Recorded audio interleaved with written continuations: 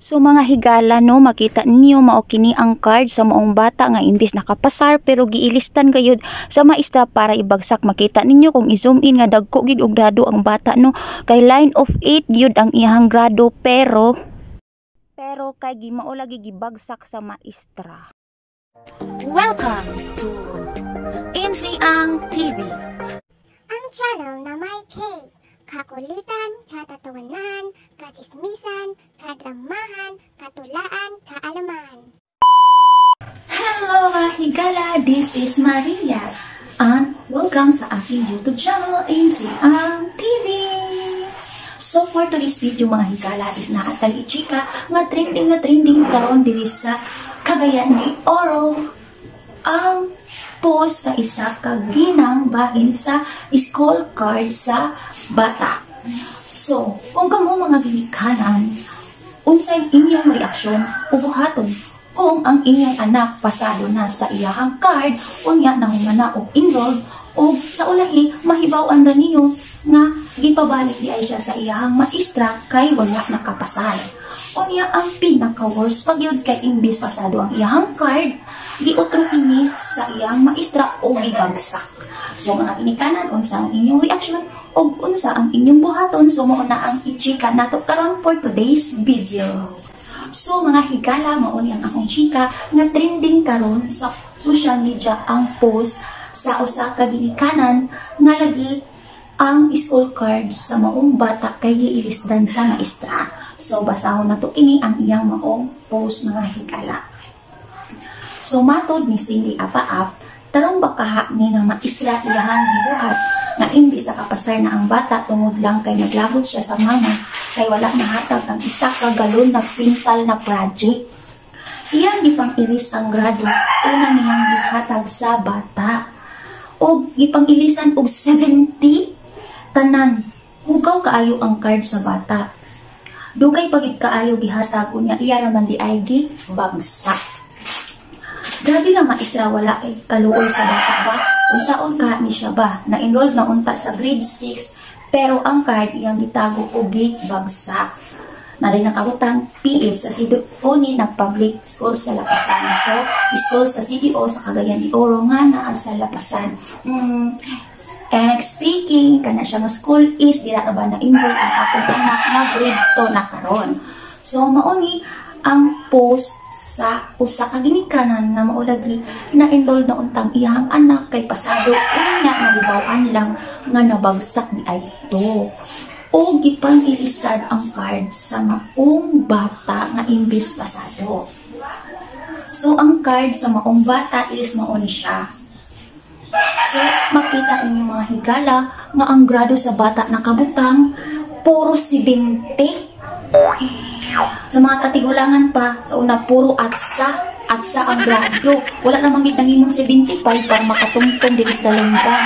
O kanang makagunit lang sa dalunggan as in bagsak yun nga 70. Unya makita po ninyo mga higala nga puro erasure. So, sa mga maestra diha, pwede di ay na. Nga di ba dili man na pwede, kaya di man na dawaton sa principal kung puro erasure ang school card sa bata. Dili na siya pwede. Ako dili man ko maestra pero sa ako mga hibaw-an o nakoy mga kaila o classmate na ako amiga nga nahimo ng maestra. So dili gid ka na pwede na naay erasure ang card sa mga estudyante. O mga higala, kung isong injud ninyo ang card sa maong bata nga gipang-ilistan og 70 ang grado, wala namang gid ng 75 para makatungtong sa dalunggan, makita gid nga ang grado sa bata is naa sa line of 8 na ay 86, 84. So kung i-zoom in dyan nato, makita gid nato nga pasado gid ang bata. Pero unsa pud lagi nakaon sa maestra nga gipang-ilisdan lang. Kay matod sa post, nasuko ang maestra sa mama kay wala na tagaan og isa ka galon nga pintal.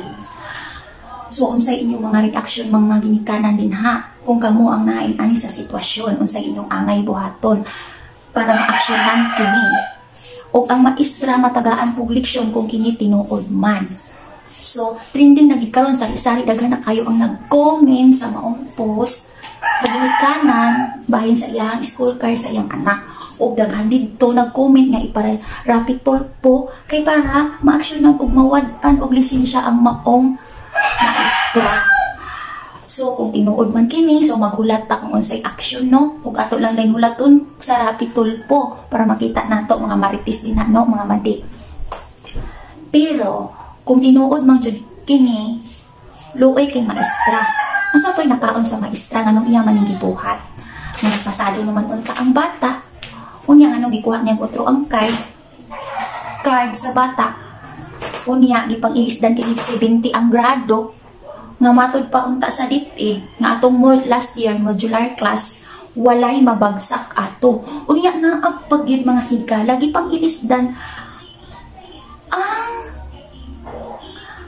number of days sa bata nga nito nga sa eskwelahan. Unya modular man to. Ay kung una nga modular class ni adto-adto ang bata sa eskwelahan. O tan-awan ni mga marites din ha. O klaro kay nga gipang ilisdan pa jud sa maestra kung kini tinuod man. Naagi maestra ani mawat ang lisensya, naagi maestra ani makulog ang kaldero kung tinuod man ganing ni. Kay siyempre kitang mga ginikanan kamot biya kita nga para mapa-eskwela ang atong anak o para mapasar. Nga halos naman ganing udako ang atong bakbak sa hindi para mag-answer sa mudjol. Ang baw ang dayon natok na atong anak pasado unta pero gibagsak. Angay bagit kini buhaton sa maestra, mga hikalang, mga ginikanan din nga nagantos nga mapa-eskwela sa ilang mga anak. So, unsa ang inyong reaksyon?